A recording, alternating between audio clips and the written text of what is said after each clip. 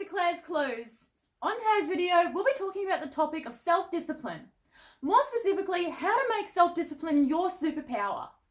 So let's start with number one. And number one being, ignore the norm. Ignore the status quo. Don't be like everyone else. Be unique, be yourself, be different. Because in this way, you'll find that you're stood apart from the rest of the crowd. And that way, you'll start moving in a direction that 95% of people won't move in.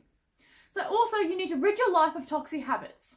So these toxic habits might be things like, you don't exercise, or you don't drink enough water, or you're not putting in enough energy and effort into the work that you really should be to get one step closer to your goals. So rid these toxic habits. You don't need them in your life. Get rid of bad thoughts, get rid of bad behaviors. We don't need them because you're better than that. You're different, you're unique, you need to stand apart.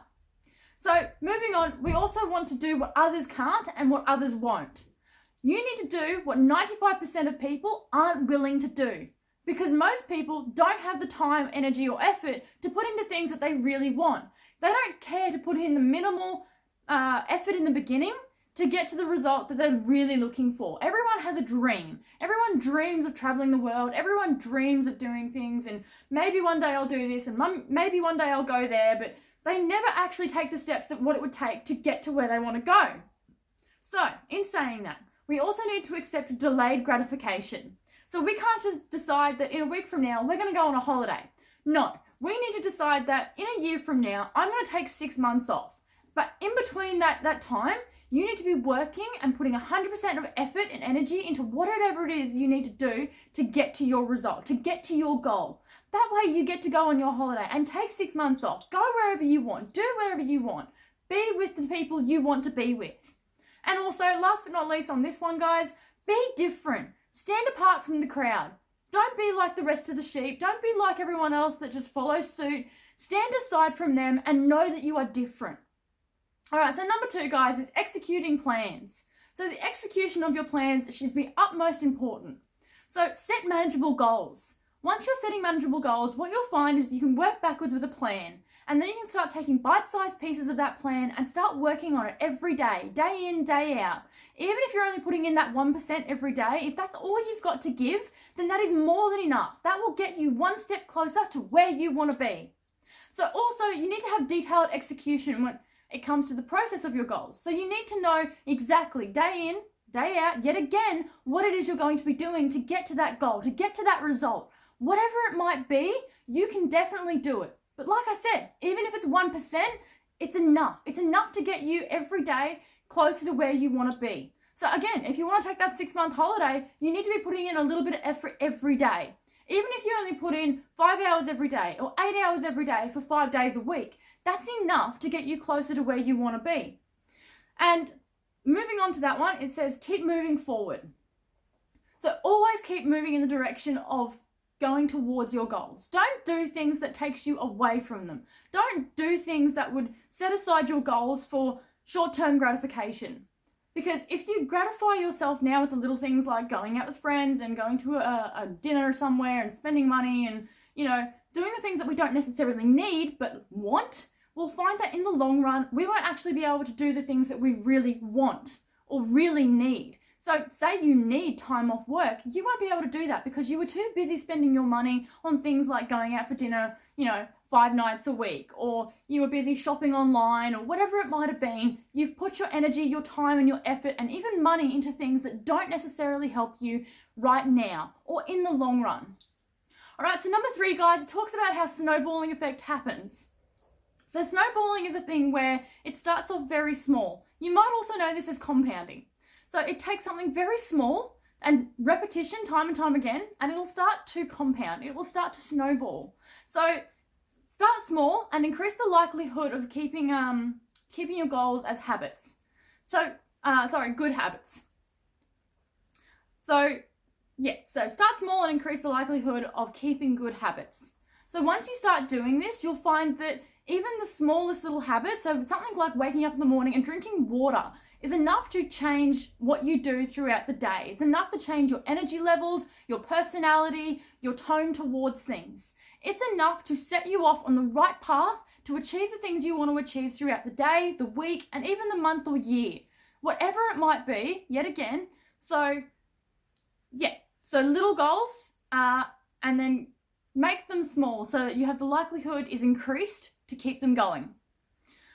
Shrink your goal if you have to. So if it is too big, if you've given yourself a goal that's far too big and you don't think you can manage it and you keep taking off big chunks but you never get things done, decrease your goal. Decrease your goal. I don't mean get rid of your goal. Always have that goal there. Always have the end goal in mind, but find a better way to achieve it. So even if you have to break down your goal yet again to smaller pieces, so even if it's, if you had a plan for the day, break it down into hourly sections. What can you achieve in an hour? Because you would be amazed. You would be blown away by what you can achieve in just 1 hour. So again, shrink your goals down if they're far too big for you and increase the difficulty later on. What you can do is once you've shrunk them down and you start seeing that you're taking off bite-sized pieces that you can manage throughout the day and you think, oh, this is, sort of easy. I've still got time left over, things to do. I've got plenty that I can fit in. You can start increasing that goal again, which means that you will start getting one step closer to where you want to be even faster. So number 4, guys, talks about consistent consumption. So eat. This is about your health. This is about your health and well-being because your health also affects your mental health. Your physical health affects your mental health. So eat healthy, stay active, get out there, drink water, whatever it might be.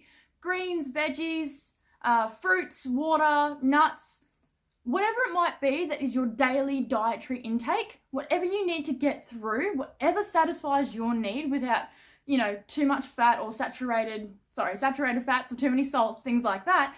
All these things, these little minute things start to add up over time. You'll find that if you're eating a lot of takeaway, you start to feel sluggish and tired and worn out, even if you haven't done a lot during the day. But because of all the fats and the salts in what you've been eating, it starts to take away from your energy. But if you start eating right, if you start eating down things like, your veggies, your fruits, you start drinking water, all these things, little things a day, even if you only start with drinking a glass of water in the morning, if that's all it takes, then you're one step closer to being a healthier version of yourself now. So moving on, guys. Oh, and just quickly to add on to that note, stay active. Make sure you're getting out there. Even if you're only walking 30 minutes a day, if that's all you've got, if you've got 30 minutes spare or even 15, get out there and start doing something. Whatever it might be. Maybe you just want to stand in your living room and do a few jumping jacks or, dance around for half an hour. Whatever it might be. Stay active in some form, in some degree. Because you'll find that in the long run, this will definitely benefit you physically and mentally. You'll be far better off because even dancing around your living room, even if you're not good at it, because trust me, neither am I, but it will make you far, far happier, which will give you motivation and the energy to do the things that you really want to do. So moving on, guys, to number 5. 5 talks about strategic information. So it says learn about bad habits. Learn about the habits that you think are holding you back, the ones that aren't benefiting you in any way, and those that keep you away from achieving your goal. Learn about them. That way, just like a weakness, you can start working on it. You can start increasing the likelihood of turning it from a weakness to a strength. Because the more we work on something, the less it becomes a burden, the less it becomes damaging to us as people and to our goals. So also, we need to find opposing reasons to wants and to amplify your needs. So if we find opposing reasons to our wants, so we get rid of the things that we want, and we find reasons to amplify our needs, what we'll find is we're not wasting our time away every day doing the things that we want to do, but not necessarily actually helping us in any way. They're not getting us closer to where we want to be. Also with this, it says we need to start priming. So your brain is predisposed to a certain stimulus. So whatever it might be, the first stimulus affects the way you respond to the second one. Sorry about this, guys. It's a bit, here and there. So the first stimulus that we interact with, whatever it might be, so say it might be waking up in the morning, we have a coffee. And we have a coffee and we sit down and we start watching TV. That coffee is what initiates us to do the second thing, which is to sit down and watch the TV in the morning. But the second stimulus doesn't really help us too much. The first one, it isn't necessarily great, but isn't bad either. But what we can do by changing this is we can start drinking water instead. Swap out your coffee for water and you'll find that you'll start doing other things because the reaction that you would usually have is not there. You don't make your coffee and then go and sit down. You find that you have a glass of water and maybe you might go outside. Maybe you might go for a walk, or maybe you'll just jump in the shower, get ready for work, whatever it might be. You change the way your routine goes. So number 6, guys, talks about negotiating time. So time management is super important. If we can manage our time, if we can break down our day into, segments, I think it's called, segments. If we can break down our day into segments, even hourly segments, it's enough to get us through. That way we know what we're doing with our time and where we're wasting it. And those times that we're wasting away and we're just sort of doing nothing, or we're playing on our phone, or, just pacing back and forth, these are times that we can start swapping out for things that really we could be benefiting from. Things that we could be doing that would help us reach our goal and our end result that we're looking for. So don't sacrifice your goals. Decrease them if you have to, but later on you can always increase them again if you find you have spare time. And always ask yourself, is it urgent or is it important? These two things are what will help differentiate between the things that you really need to do and the things that you really want to do. So something that is urgent has to be done immediately or as soon as possible, and those that are important are very important, but they come under the urgent list. They come second best. So things that are important, they definitely are things that need to be done, but they aren't as important as your urgent list. So just to summarize all this quickly, guys, first of all, ignore the norms.